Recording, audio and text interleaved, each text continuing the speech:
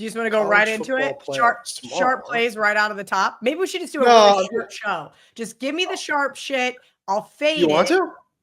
Yeah, and then we'll just do the mailbag and just be like, we're out. What do you? You know that last week on the show I gave 3 NFL plays and they all won, right? Yeah, thank God, because I went 0-3. Bills was one.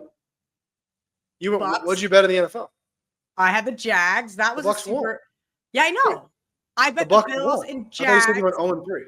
No, I went 0-3. Luckily, I had the 3 bets from you as well. Okay, but what were your 3? I should have been more clear. What were your 3? The Jags. That was a fun fourth quarter. Yeah, Aaron Rodgers and Devontae Adams look like they're trying to win another Super Bowl. I had the Colts. Okay. That was great. Colts. And then now it's tough. So we needed the Colts. The Colts unfortunately, that game probably has a different ending, a different final score if Jonathan Taylor doesn't decide to drop the ball as he's running into the end zone, which is unbelievable. So wait, let's talk about let's not talk about the Colts pitfalls. Are my Denver Broncos the luckiest team in the NFL? Like, you know how, like, if you go on Ken Palm and there's like luck factor, you know how he's got it on the right? Yeah. And I always find it very interesting because, like, how do you quantify that? Just blindly guessing, I would say Denver has been the luckiest team in the NFL this year. Are they luckier than Kansas City?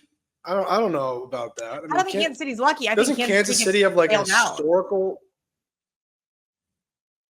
Well, Kansas City's very good, but they've also don't they win every game in 1-score games? I mean, Kansas City has been very fortunate this season. I don't know. So that's how you feel about the Broncos. You don't think they're good. You think they're lucky. I am not certain if they're actually good or not. I mean, listen, our own producer Lou was texting during the middle of the game. He must have not realized I had the Colts. And he's like, did Bo Nix forget how to play football? I'm like, maybe Bo Nix finally just got exposed. I don't know. I did see it. I saw an interesting graphic that showed Denver's offense year over year was very similar. Like the Denver offensive advanced numbers are pretty similar. The defensive numbers are drastically different. Remember, this is a Denver defense that last year, I think they gave up 70 points to the Dolphins, and that was only because the Dolphins stopped scoring. Yes. The Dolphins probably could have scored 80 or 90 points in that game, and they called off the Dogs. I know Mike McDaniel grew up a Broncos fan, started his career working for Mike Shanahan. I don't know if that's why he did that, but that's how bad Denver's defense was last year. They literally could have given up 80 points to the Dolphins in that game. And this season, their defense is great. So maybe the change is more to do with that than it is with anything else. I don't know. That's fair. I just feel the Chiefs have calls that go their way. And I feel like the Broncos play teams that beat themselves. Jameis Winston, 3 interceptions. I'm not sure about that because the Chiefs, they should have lost the Denver game where there was a blocked field goal. That wasn't an officiating situation. There was a blocked field goal. And then the Raider game, I think the Raiders fumbled. Is that what happened? It wasn't I don't think it was an officiating. Now the Chiefs, I thought in my opinion, got a very generous call against Cincinnati in week 2, but Tampa Bay had a chance to beat the Chiefs on a Monday night game, but they didn't go for 2. They kicked the extra point, and then, of course, they lost the game in overtime. That's not officiating, though. I mean, Kansas City, they're always just right there, and they figure out a way to win. The Charger game on Sunday Night Football a couple of weeks ago, they doinked in the field goal. I feel like I've been on the game. So bad side of all of those types of things this season. Like this season, I don't think could have gone any worse. I feel like by week 16, you're always, I say you in the general sense, not just you, the lovely Kelly in Vegas. I'm talking about all people that bet on football. By now, you're so fed up with it. You're so fed up with the bet. I was so annoyed on Monday night. I didn't watch any of the game, but I saw it was 15-3. And I was walking back from the convention center to my office, and I looked up, and I saw the Raiders scored a touchdown. And I was like, oh, awesome, 15-9. And as I was walking through the door into the office, they blocked the extra point. And I asked the guys in the risk room how much that cost us, which was a lot. Yeah, so I feel like you should just never ask. But I need to know. but very frustrating season in the NFL. Although we did do well Sunday afternoon. Buffalo beating Detroit was really good for us, and so was Tampa Bay beating the Chargers. We did very well on both of those games. No bueno on Sunday Night Football with Green Bay covering against Seattle, although I did mention on the show last week that there was sharp money on Green Bay. And then in the morning, we needed your guy. We needed your guy, Will Levy's, or whatever his name is. We needed them against the Bengals. Why is he my guy? Because I think you – am I have that wrong? Don't you like him? I thought. No. Is that not – no. I've been mad at him since week 1. In fact, we'll see. I'm betting against. I thought you were a Will Levy's guy. I know you hate Caleb Williams. I didn't hate Caleb Williams. I thought about betting on him this week as well. We'll see. I don't hate anybody. I don't hate anybody. Listen, there's just some guys I like. Like I really love Jameis Winston. So do I. Really don't care about Caleb Williams. I mean, like it doesn't mean I hate the guy. But hey, I just looked. So Go ahead. I was going to say, I just looked on my splash. As horrific as this season has been. And I haven't looked at my super contest because I know it's worse. So my best entry is my personal one on Splash, and it's 37 and 37 on the season. How'd you and your lot make out in Circa Millions last week? Because me and Jay went 3-2. That's a good week for us. That's like 3-2 is like a banner week for. Yeah, we went 1-4 our group, and we've decided that now we're just going to try to go for the fourth quarter booby prize. Smart. Makes sense to me. So, yeah, no, it does make sense. Do you want to? So last week, disappointing. Is that what you're saying? You know what? Let me give one final thought on this weekend. We won a lot on Navy. I didn't realize that. We taped the show Thursday afternoon. I always know that's going to be a well-bet game because it's like the only game of the day. And it's always one of our better regular season college football games for business. It even exceeded my expectations. And Navy winning was great for us. We did awesome on that game. So we had a very nice Saturday, very nice Sunday. Monday, not so good. Not with the Raiders winning by losing by exactly 6 was like the worst possible outcome. So because you guys got middled. Nightmare, just a nightmare. Just another example. Another example of we get cited. Also, you've got Minnesota beat the Bears. So all those money line parlays all activated or triggered or whatever word you want to use. Once Minnesota won, then there was all this money line action going to Atlanta. But it's like, oh, well, at least the Raiders are going to cover. No, they didn't cover. In fact, they got cited in addition to losing the money line parlays. Just a total disaster of a Monday night. Very another of the many challenges of my life. All of the challenges that you have. Yeah, there's a lot. I mean, it's just been so rough. Are you really just super overwhelmed in this new position? Has anything even changed? I was talking about like what about it at home? First of all, I get a package in the mail yesterday from Kelly. It's a cannoli toy for my dog, little baby. It's a happy birthday, Merry Christmas toy. Yeah, his birthday is on December 21st. And I give it to the big fella, and I'm trying to get a picture of him where he's looking. You know, it's hard because he's a little puppy. And I get the picture, but like seconds later, Ellie swooped in and stole it and ran out the door. And he was running after her, barking. Yeah, he's like, hey. Eventually they came back. They came back inside with the toy, and they were fighting over it. And it got pretty violent. Like Ellie was growling and snipping at him. Whoa. He was screaming. And I had to separate the two of them. Over the cannoli? Yeah, over the cannoli. Oh, Plus, I had to, and I'm just going to tell you this as a friend, I reported you to the Anti-Defamation League, Italian-American Anti-Defamation League, because I consider it to be a racist gift towards my Italian-American dog, little Mario. Very cute little boy. He's got so many presents coming in this week. So I appreciate the one from his Aunt Kelly, Aunt KIV. That was very Mine nice. is just going to get pushed to the wayside. By the time he gets something better, he's like, here, Ellie, you can play with this. Like, so they lose interest in they have so many toys. Like they lose interest after a day or two usually. But what'll happen is I'll put Mario in his little pen, and Ellie runs all over the house. So she'll see an opportunity to tease him. she'll find a toy that was left outside the pen, grab it, and then walk right by the pen with it in her mouth, and then he'll just go wild. He gets so upset. Well, that's sad. You put him in dog jail and not her. Because I don't trust him yet. I mean, he's always chewing on shit, and he's not. I don't totally trust him. How about this? You haven't done a very good job crate training, and that does not shock me. Yeah, it's fair. Mario, there's not really been much training with Mario. It's been mostly hugging and holding him and telling him he's cute. That's most. Oh God, that's you're a terrible dog parent. Like my dog's like, hey, you better behave.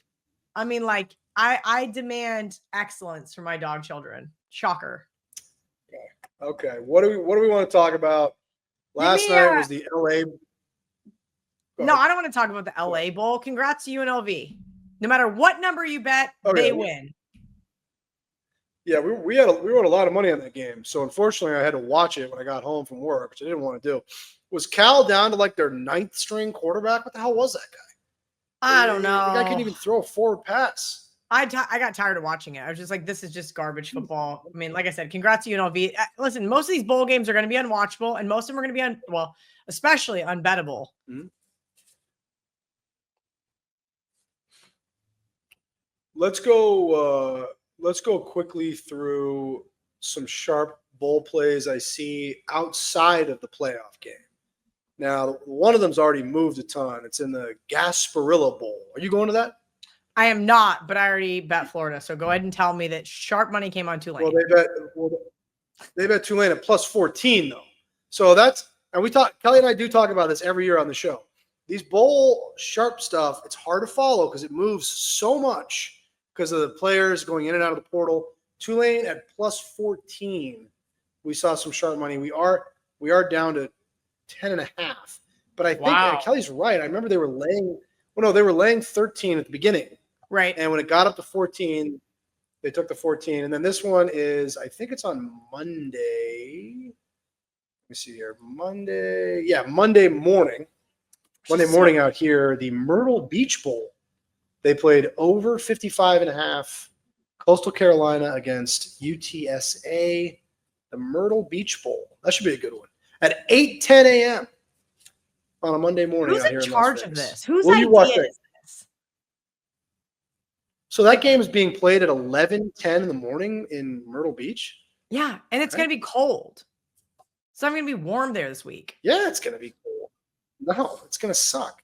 So let's go. Wait, what are your go to bowl games? That sounds awful. I don't know. I was giving Clay Travis what are your plays? I haven't played anything other than the Texas under and then a futures bet on Ohio State. That is it, because I just feel like most of these it's better to wait. I liked Cal in that game when we knew Barry Odom was leaving, UNLV's quarterback, Cal's first string quarterback. And I'm glad I waited. I'm glad I waited and didn't bet it because I would have been so pissed last night. Look at Western Kentucky. Was that sharp money that came in? I feel like you're pissed a lot, though. You take these things so personally. Oh, it's not personal. It's just the point. It's like you can quantify some of these guys, but like you said, what were they on their 13th string backup? Like you got to Google the kid. Like they were using on the graphic on TV a quarterback that had already transferred. Like to basically say this is the game that's on tonight. And I'm like, that kid transferred. Why is he on the graphic? It's just kind of laughable. And I think it's kind of really two things. One, I think they've got to expand the playoff now already. And two, it's like maybe move the transfer portal to January. Do something to help college football. Because right now, college football is only hurting itself. They've got to close the transfer portal until after the bowl games are over. That's a must because it's just a total free-for-all. And it's ruining the bowl season. And not that I understand people don't care about this, but it's tough for betting. It's very tough to book the games when you don't know this stuff. So I'm not a fan. But it's tough to bet. The college football playoff. Be interested. Okay, let's hear the CFP. Why would you bet? Let's do the college football play. So we're really going to need Notre Dame tomorrow. Indiana plus 7.5. And even now, +7 is getting a lot of bets. We will be absolutely rooting for the Fighting Irish in the first game of the new playoff format. It's pretty cool. College football playoff game in South Bend, Indiana. That's pretty awesome. So this should be an awesome night. I think it's going to be awesome to have these games, whether it's at the Horseshoe, whether it's in Austin. Like, I think that would be electric. If K-State made the college football playoff, I would fly home to go to a game in Manhattan, right? Like, I think that's way better than just having it at some random bowl site. Yeah, I agree. And actually, it's a good point by Kelly. But you got the 4 games are in South Bend, they're in Happy Valley, they're in Austin, and then they're in the Horseshoe in Columbus. Those are 4 classic college football venues on top of everything else. So, yeah, I totally agree with you. I think it's going to be great. It's going to be great for business. I mentioned we need Notre Dame. The second game, to tell you the truth, the second game we're really going to be rooting for Penn State. And that's because we've got a really bad future position on Boise State. And I don't want Boise State to play SMU in the next round. I want them to play Penn State in the next round. And you have to be thinking that way when you get to this part of the calendar. So I'll be rooting for Penn State, my guy James Franklin. The middle game on Saturday, Clemson, Texas. The public is going to bet you Clemson in this game because the point spread in their mind is so high. So right now we've got Clemson at +12. Most of the tickets are on Clemson. That doesn't surprise me. Now, let me preface that by saying that we'll probably want Clemson to win the game, especially if Notre Dame. The game? Win the game. I'm sorry, Texas to win the game. Wait, no, you got me all confused. You got me all confused. You had me confused fast. We're gonna want Clemson to win outright, especially if Notre Dame and Penn State have already won outright, because there'll be so many money line parlays with all 4 of the favorites. That's what I was trying to say. I apologize. But makes sense. If you just look at the point spread bets and all you're looking at is the side bets, most of the bets are going to be on Clemson. They are on Clemson. I mean, look, in our Splash Sports College Football Playoff Survivor, I did 10 entries, and 5 of them I went straight chalk. That's not like me at all. But I do think this first round looks very chalky, right? As you mentioned, you guys are going to need the favorite. You guys are going to probably need the favorite. And I don't know if Clemson can go in and win outright in Austin anyway, but I can see why you would need them. I mean, I did one Clemson. We're going to need the favorites to cover the spreads for the straight bets. But as the weekend builds, if we get to the last game and Penn State, Texas, and Notre Dame on Friday have all won, I mean, we're going to definitely be rooting for Tennessee in the last game, right? Because you know how many parlays there are going to be of the favorites. That I will say, we did see some sharp money on Ohio State -7 right when we put this thing up. And we went to 7.5. And again, the public, if you just look at the point spread, the public is definitely on the dog. They're on Tennessee. So, but again, I know that if the 3 favorites all win, I'm going to be rooting for Tennessee on Saturday night because of the parlays. So I hope that makes some sense. I think it does. I mean, look, I like Ohio State. I bet them on a future spot. I don't like the 7.5, but I think it's very telling. Do you guys think you get back to 7? I mean, Tennessee is very lopsided at most of the major books. I don't know about that because it's hard to say because, I mean, the last thing we're going to want to do is write more Ohio State money if those 3 favorites have all won.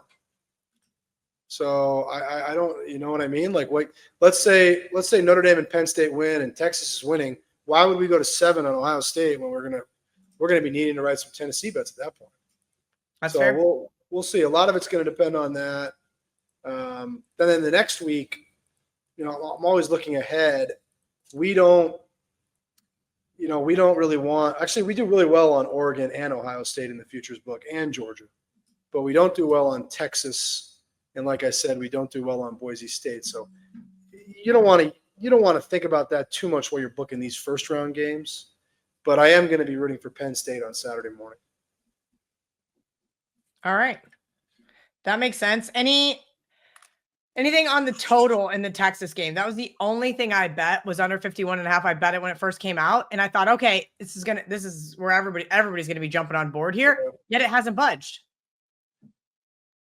Yeah. I mean, we very briefly, we were sitting at 51 a couple days ago, but we've been mostly at 51.5 the whole time. So no, not really anything to say there. I mean, very much just stayed in line with what we opened it at.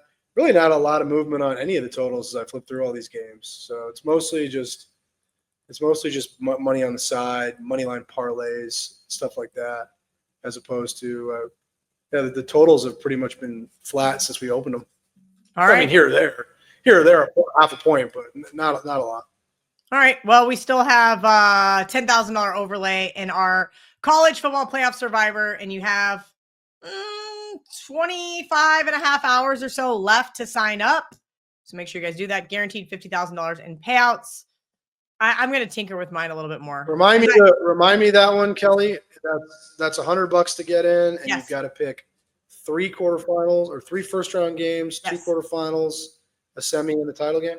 Correct. That's tough. Yeah. That's tough. And then, okay, that should be fun though, because there'll be a lot of strategy involved when you pick like what do you do with like the Rose Bowl game if Ohio State plays Oregon? I guess you just leave it alone. Maybe. Yeah. The other now, one more. I was going to say one more bowl game before we skip to Kelly's league. They just keep betting Syracuse. You know, Washington State. Just everybody's going into the portal. The quarterback's in the portal. The coach left. He took the job. No, he's not in the portal. He went to Oklahoma, right? And then the coach went to Wake Forest. So it's a shame. I don't want to sound too dramatic, but it's a shame that, you know, Washington State should be having their bowl game and all that. And instead of that, this is what's going on. And I understand the coaches always left. That was always part of college football, but it was never like the coach leaves, the quarterback transfers to another school, and it's just not good. It seems pretty devastating for some programs. I mean, look, inevitably you are going to have, things like that do happen, right? Like I still blame the Stoops brothers for the 98 Big 12 championship game because they already had one foot out the door knowing they were going to go to Oklahoma. So it's like, would you rather have those guys there and coach? Because also they thought they were going to have a shot at a national championship. Would you rather have them there? Or would you rather be like, goodbye, go focus on your new shit because you're only halfway present anyway? I agree. It sucks, but let's do, because we're not doing a show next week because of the Christmas break. So let me look. I'm just going to look ahead really quickly. We are seeing a lot of money show up on BYU. So that's the Alamo Bowl. They're against Colorado. Really one of the more interesting games of the non-playoff portion of the bowl games. Maybe the most interesting of the non-playoff portion because they continue to maintain that these guys are going to play. Sanders and Hunter. Yeah. I continue to be skeptical, but they continue to say that. And then here on that Friday night, the 27th, we will have Texas A&M and USC in the Las Vegas Bowl. So a pretty good matchup for us out here. The money has come in a little bit on A&M. We moved from 3 to 3.5. Kelly. Okay. Yeah, I like BYU. I am also very skeptical. What would be the upside for Travis Hunter and Shedeur Sanders to play in that game? What is the upside? Win an Alamo Bowl? No idea. I mean, from everything I understand, Shedeur Sanders is going to probably be the first quarterback drafted, which probably means he'd be the first pick of the draft. And Travis Hunter looks like a exceptional NFL player, like an all-pro level NFL player. If some team could get their hands on him, some team that already has a quarterback, that would be a terrific pick for them. So, yeah, I don't know. I mean, I don't know why those guys would play. I mean, I know I just was up on my high horse talking about how this ruins the bowl games, but why would they play? I don't know. It's not that it ruins the bowl games necessarily, we've seen that opt out before, right? Like DJ Giddens opted out because he's entering the NFL draft.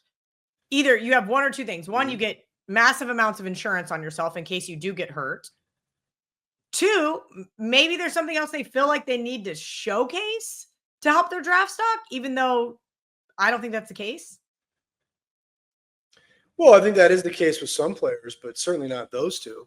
I mean, maybe I'm wrong, but they're both. I'd say they're both very safely top 5 picks, right?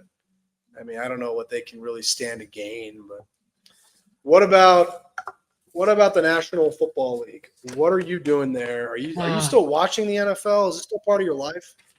It's just so bad. I don't want it to be. I might watch tonight for a little bit. We'll see. I want to put Denver in some teasers. Low total, down to 2.5. Tease it up. Does that mean I'm going to watch? No. I'd like to find a college basketball game that I care about, but there's not really anything great. Thursdays are always weird in college basketball. I feel like it's a lot of mid-majors and a lot of teams that I don't follow. So maybe I should just pick a conference that always plays on Thursdays to give me something to do instead of watch the NFL. Why didn't they have a bowl game this afternoon? So there's one bowl game today, and they're playing it at 4:10 p.m. Why didn't they just do like a 1 o'clock and whatever? There's not. Most of the money is on the Chargers tonight. There's a decent amount of money on the Chargers tonight. They are right now 2.5 minus 110. Remember, we booked the NFL Thursday games minus 105. So we've got Chargers minus 2.5, minus 110. Broncos plus 2.5. Even money. Most of the money. I did see some sharp play. I respect took plus 135 on the Denver money line. So you might be onto something with those Denver teasers, and really the Chargers should be looking at several losses in a row here if Kirk Cousins didn't just give away that game, but basically by himself. When the Chargers played at the Falcons maybe 3 weeks ago. I mean, there's no way the Chargers should have won that game. They did. And other than that, I think they'd be on a 4-game losing streak right now. So at least a 3-game losing streak. So they've been struggling, and Denver continues to win. I mean, we're going to be rooting for Denver tonight. What is your barking dog? Barking dogs have done really well this year as far as cashing against the spread. I don't know if I've gotten a single one of them to win outright. So there's a little caveat there for you, but it's the Panthers. And I know a lot of people that like the Cardinals this week, and I know that the Cardinals have miraculously turned it around and kept their playoff hopes alive. I'm betting against them again here. The reality is this. Yeah. Oh, right. No, I was just gonna say, I think the Panthers like Bryce Young. I think that they are excited in their games. I think that they are wanting to win football games. And people thinking that they would want to tank for some godforsaken reason is beyond me. I think Bryce is finally kind of starting to come into form. And last week was kind of a weird thing where they were favored for the first time in 2.5 years. And the Cowboys said, fuck that, and went in and rolled. You're not going to get the most effort from a team when they're playing a team called the Panthers. They don't care. The opposite team doesn't care, where the Panthers do. I mean, we've seen them take the Bucks to the wire. We've seen them take the Eagles to the wire. This team is as K-State fans like to say, using the play hard chart.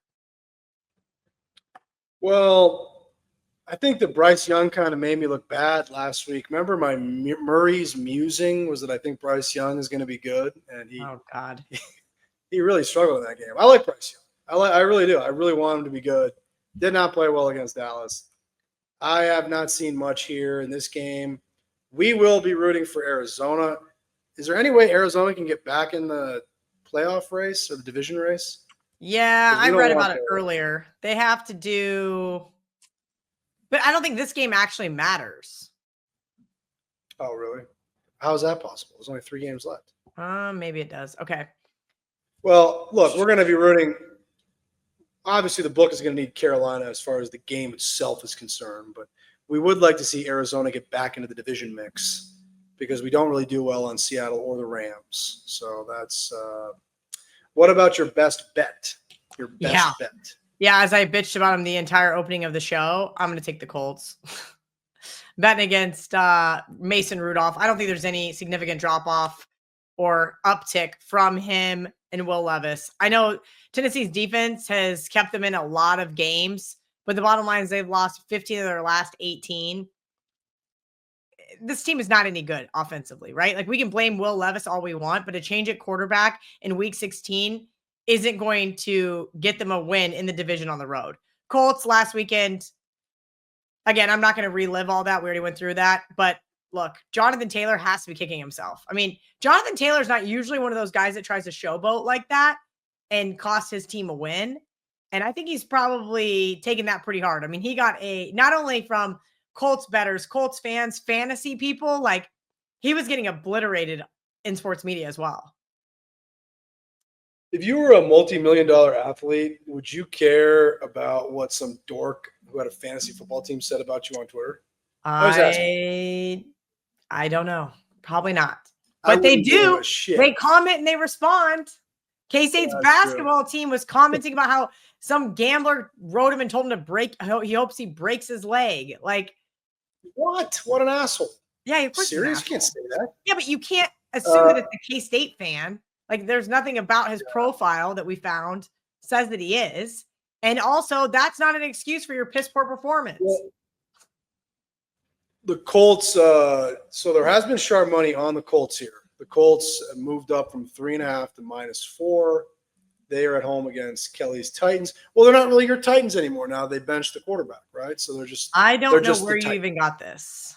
They're just the Titans. So you want sharp bet. That's what you always ask me for. That's what everybody, all your minions on X look for. So you ready for these two? Do you want these two NFL sharp plays? Sure, why not? They are putrid. Yeah, they are putrid. Jets. Yeah. The New York Jets +3 at even money.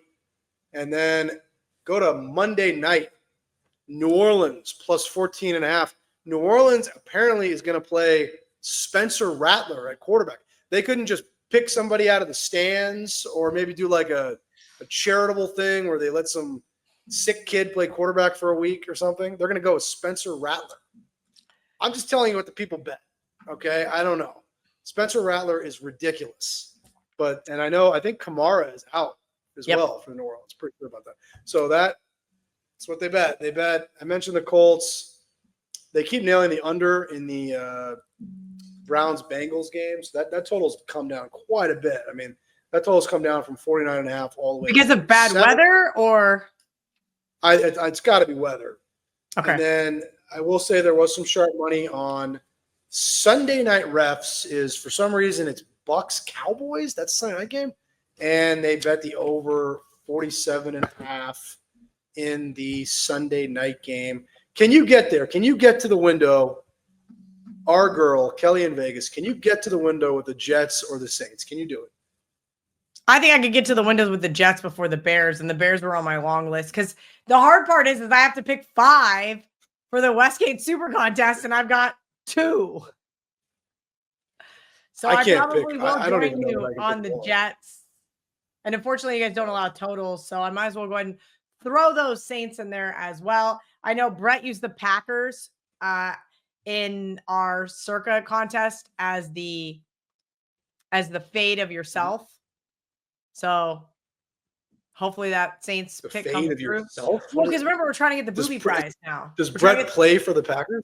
No, but he's a Packers fan, and so last week he gave Seattle, and I said no, I like the Packers, and he's like no, and of course, then the Packers just roll. So, but we went 1-4. I think, So I used Titans in the contest. We'll see what happens. We got to talk about this game. There's 2 Saturday games. So Saturday, December 21st is like a crazy sports day, which is so unusual because usually that weekend before Christmas is so soft for the casinos. But this year we end up with, we talked about the 3 college football playoff games. Then you've got 2 NFL games. Texans, Kansas City in the morning. That number is completely flipped because Mahomes is playing. So we didn't think Mahomes was going to play when we put this lineup on Sunday night. We're looking at the schedule. They already have a short week, 6-day week to play a Saturday morning game against Houston. Then they got to turn around and they got to play the Steelers in Pittsburgh on Christmas. That game's what, 4 days later?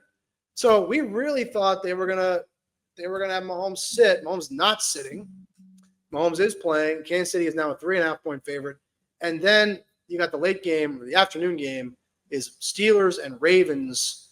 Steelers have some guys hurt, but they're saying TJ Watt's going to play. There's been a lot of money on Baltimore in that game, a lot of public money on Baltimore in that game. So it looks like we're really going to need the Steelers. You also have a heavyweight title fight that day in Saudi Arabia between my guy Usyk and Tyson Fury, the former heavyweight champion. That one has come down a lot. So Fury was all the way up at plus 170. He's all the way down to plus 120 against Usyk, my guy, the incredible fighting man from the Ukraine. Usyk, I can't ever pick against my guy, but that's a great sporting event too.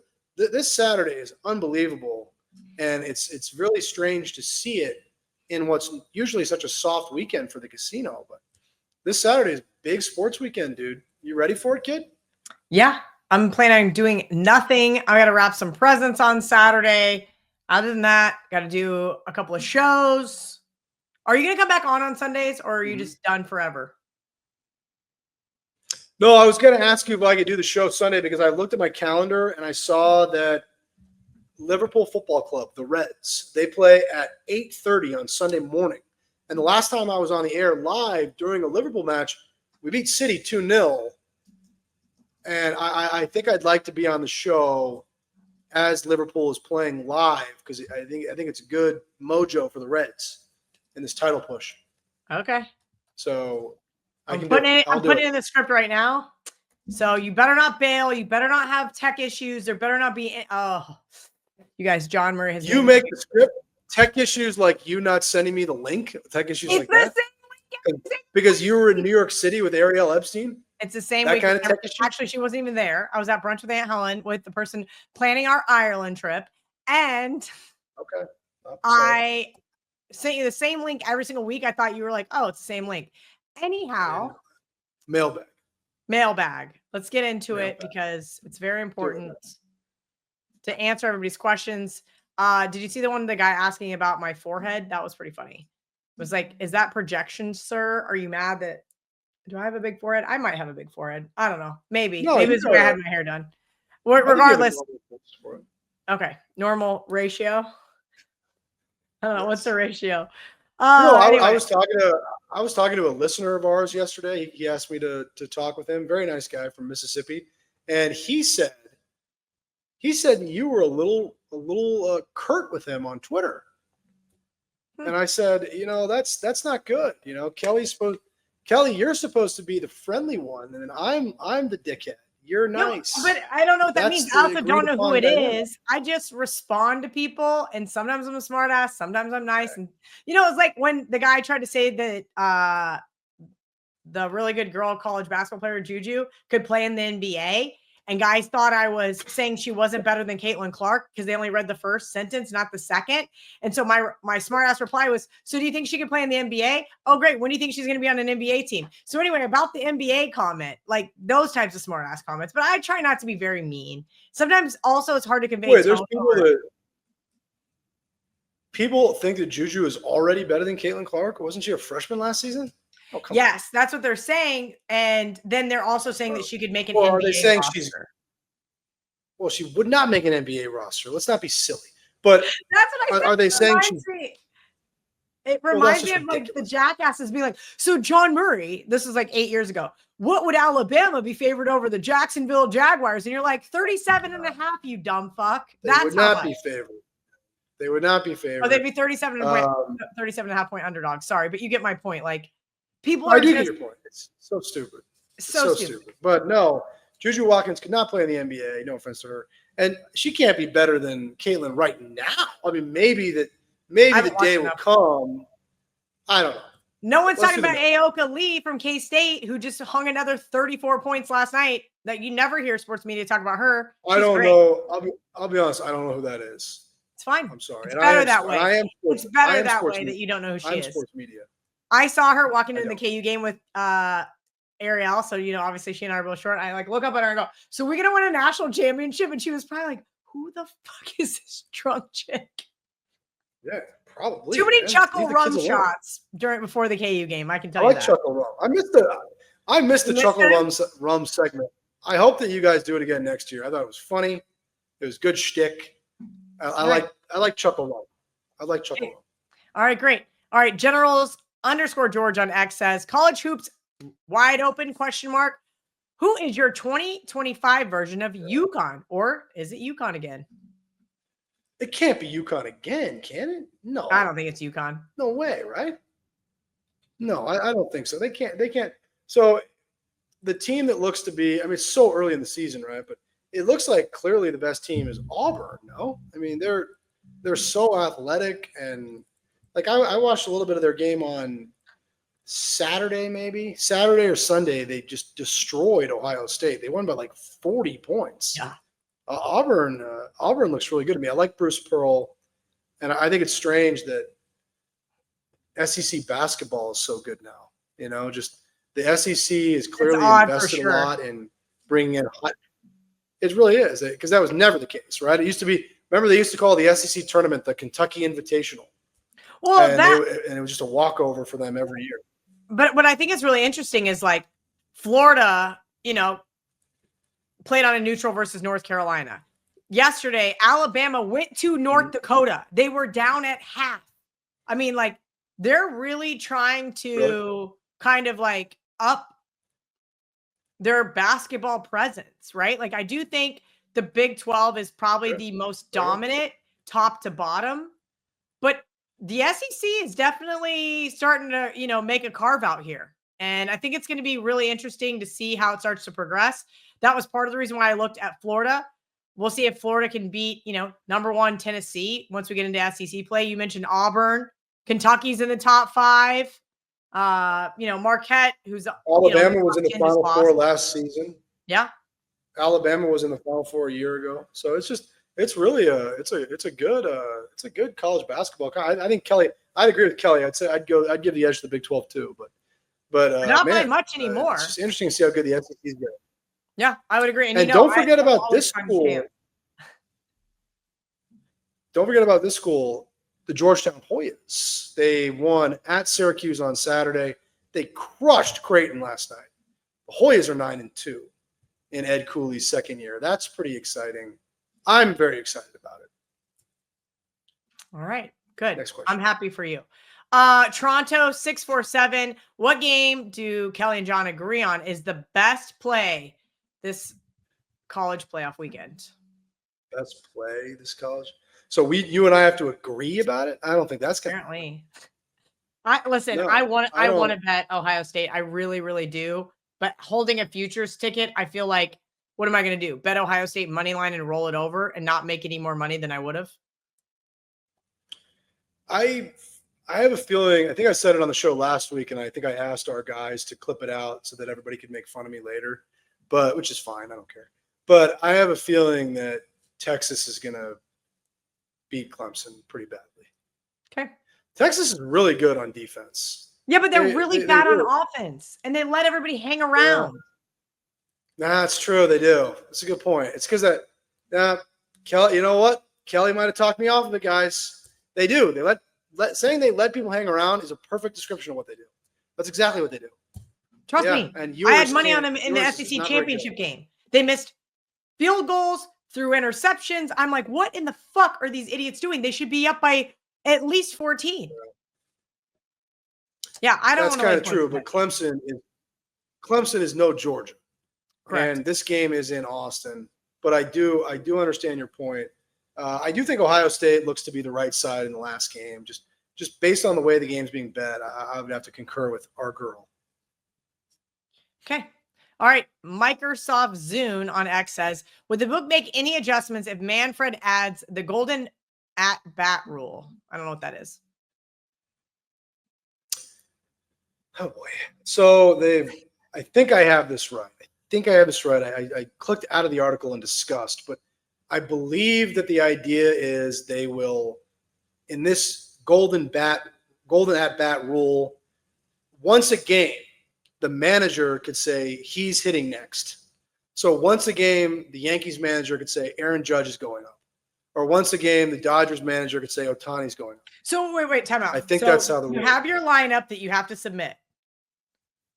And at any point in time in the game, you can just say, I want Once this guy to go back. Yes. So if you're the Kansas City Royals and it's the bottom of the 6th inning and the bases are loaded, you could say, hey, I want Bobby Witt Jr. to bat right now. Okay.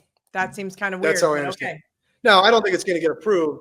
What would we do? I mean, we have never really talked about that. I guess the totals would have to be a little higher because now you're getting the best hitters in the most high leverage situations. So Judge is going to go up with the bases loaded. Witt's going to go up with the bases loaded instead of them just going up at whatever random time in the batting order, right? So, yeah, I would imagine the totals would have to go up. I would imagine that this would force the teams to go to their bullpens maybe at different times than they would want to. Like they would, okay, well, Judge is going up now, so we got to go to the bullpen and bring somebody else in to face him. Would they be able to say, okay, we're going to put Judge in, or he's all of a sudden in the circle and you're like, wait a minute. Then you stop the game. That sounds like it's going to like prolong the game. When it's a terrible idea. Make it faster. It's a terrible idea. I don't think it's going to get approved, but yeah, I mean, to answer, I like this guy's name, Microsoft Zoom. I think we would have to raise the totals, Mike. Microsoft Zoom. All right. David Hahn, 27. What is your take on betting these bowl games with the transfer portal nonsense? I think I already kind of gave my opinion. Yeah. I think some of them are unbettable, unwatchable. And I think getting the most of the information.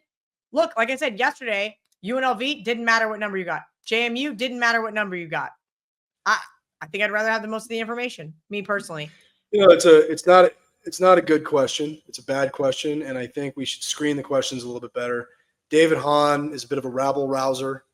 He's caused problems for the show in the past, and I'd prefer if maybe we didn't take his questions. Next question. Joseph the Fourth on IG said, should Georgia be the favorite to win the playoff because their side of the bracket is easier? No, Carson Beck isn't even going to be playing, is he? And they're saying, I mean, while we were doing the show, I think they said Beck is like doubtful or he's out. I mean, Carson Beck is not going to play on, I think, New Year's Day. They're in the Sugar Bowl. Is that correct? And Notre Dame could very well be favored in that game. So Georgia looking at potentially being an underdog in the first game of the bracket for them. Now, if they get by Notre Dame, then they obviously would have the easiest possible semifinal matchup, Penn State, Boise State, or SMU, while Ohio State, Oregon, and Texas are all on the other side of the bracket. But they've got to first get by Notre Dame without their starting quarterback. So, listen, we only saw glimpses of Stockton in the SEC championship game, but in those small glimpses, Stockton's better than Beck. Well, I don't know. We'll see. We'll see about that. I don't know. Texas is the favorite because I know they have to play an extra game, but they're going to be a big favorite against Arizona State in the Peach Bowl. And then they would play the winner of presumably Oregon and Ohio State. But Oregon and Ohio State have to play each other and then Texas. So Texas the favorite. Texas favorite is 7-2. Okay. Middle Age Crazy 4 on X says, I mapped out Atlanta as my survivor pick this week. Should Penix make me reconsider? I basically have a combination of Atlanta, Buffalo, LAR, the final 3 weeks in rotation. Pitt or Indiana could be week 17. Any advice? I have the same one. I'm using Buffalo this week. I understand that the Bills are off their, Super Bowl, or at least maybe that was a Super Bowl preview, and they absolutely dominated. It's not that I don't trust Atlanta. I know why they benched Kirk Cousins, more interceptions and touchdown passes over the last 8 weeks. I don't think Penix, if he plays, a complete game, is that much of a drop-off from Kirk. It's still survive and advance. We haven't seen any crazy upsets lately. Not a single one. I probably would take the Bills and just move on to next week. You just don't like to be in week 16 and have the opportunity to take a 2-touchdown favorite. I mean, you've planned all year for that. Yep. I don't think it makes a big difference going from Cousins to Penix. Cousins has been absolutely terrible. We mentioned earlier, he lost the Charger game basically by himself. But you don't have any idea what you're getting with Penix. No. You don't know what. I mean, he could be even worse. I think I would Josh Allen is hands down the best player in the league this season. He's been unbelievable. I I mean, is that even a question? I would take.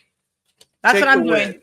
I'm with him. I've got a few options for the next couple of weeks, but listen, unless something like some crazy upset, I mean, I don't feel like the need to save Buffalo.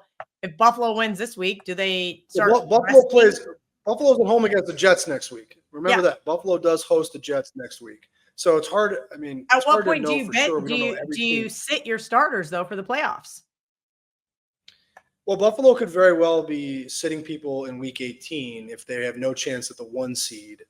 That's definitely possible. At the very least, they could bench the guys at halftime because they wouldn't want that Allen fellow to get hurt. Yeah. He's pretty good. Exactly. So we're not doing a show next week. We're taking Christmas week off. And yes, Merry Christmas. We'll reconvene after. So we'll reconvene after, I guess, all the bowl games, or are we gonna, or all the quarterfinals, I should say, or are we trying to do a show early the week of New Year's, like before the quarterfinals? I think we should do a show Monday or Tuesday before New Year's Day. All right.